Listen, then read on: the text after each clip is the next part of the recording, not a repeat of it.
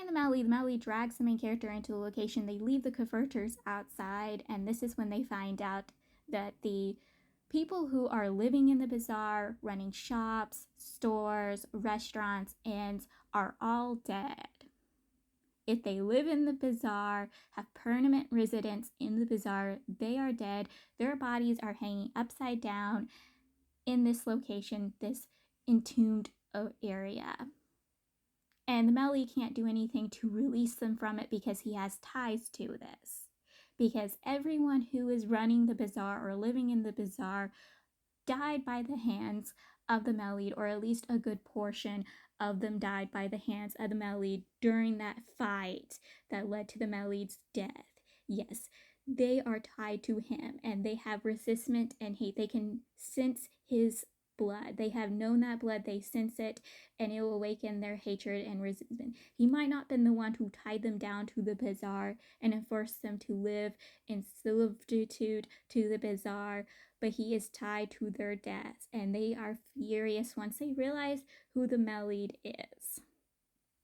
The Melid has no remembrance of this, and the main character knows someone did this, so one day when the Melid comes to this location, he will be dealing with those who have resentment and hatred to him, and he most likely will be injured or die from it, or has to deal with their resentment and hatred. He would also have to take his own sword to himself if he wants to free them to their ties to this. And it sickens the main character. Also, the Meli has no remembrance of the time they had gone to the bazaar in their past. And that's because the main character erased his memories by using the bell on him. And he even whispers into the main character's ear that he knows the main character erased his memories, because the main character is the only person who can get close to him and erase his memories like that. And the main character's like, tee-hee, tee-hee. I don't really remember anything at this time either, but it's also been 100 years, and I also don't remember anything because of being my imprisonment. So yes, things are getting messy, and I'm eating it up. I am eating it up. Like, I am just having so much good time. Like, I am devouring this. Like, it's so good. It is so good. We also know the converters have to be involved in this too, because again, how would they not realize that the people running the bazaar never age? Like, they are still the same way they were years prior. Like, this is a very big question.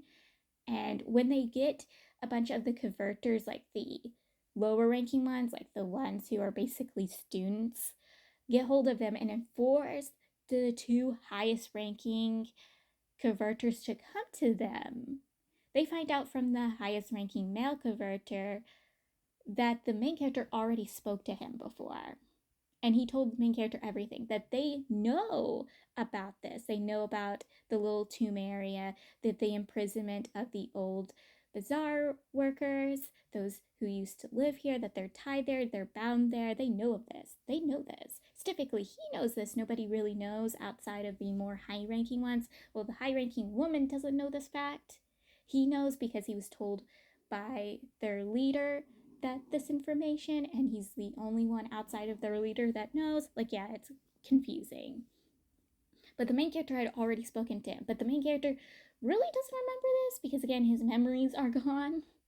And he forces this guy to take them to their clan and show him the proof. This dude is also had told the main character that the person of the tree, the god of the tree, which is the main character, was the one who bound these people to this spot. And the main character's like, what?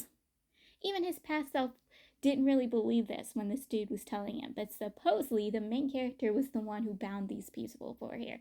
And I'm pretty sure it wasn't the main character, and someone who faked the main character's identity and did it themselves to basically cause havoc and issues between the main character and Melly, because it would get to the main character. Like, I am pretty sure someone else was it. I will be shocked if it was actually the main character, but it probably was also probably the main character. I could be wrong, but I don't think it was. Gunwan and the doctor, they found the main character and the Melid. Specifically, they got captured by the converters and brought to the main character and Melid.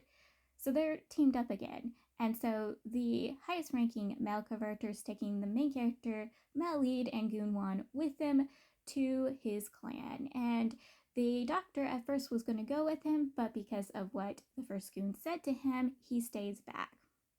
And at first, the goon thought he would be pleased because he doesn't like the doctor because they had a fight in the past and it badly injured him. And so he doesn't really like the doctor, but they have like this weird, intense enemies to lovers, I feel like is going to happen. Like they're going to be together in the future, or him and Goon 2 is going to be together in the future. But like, this feels like it's going to be a tragedy between them because at first he's pleased at the possibility the doctor is not with them anymore, and now he's kind of also depressed and he thinks he's gotten on the bad side of his boss.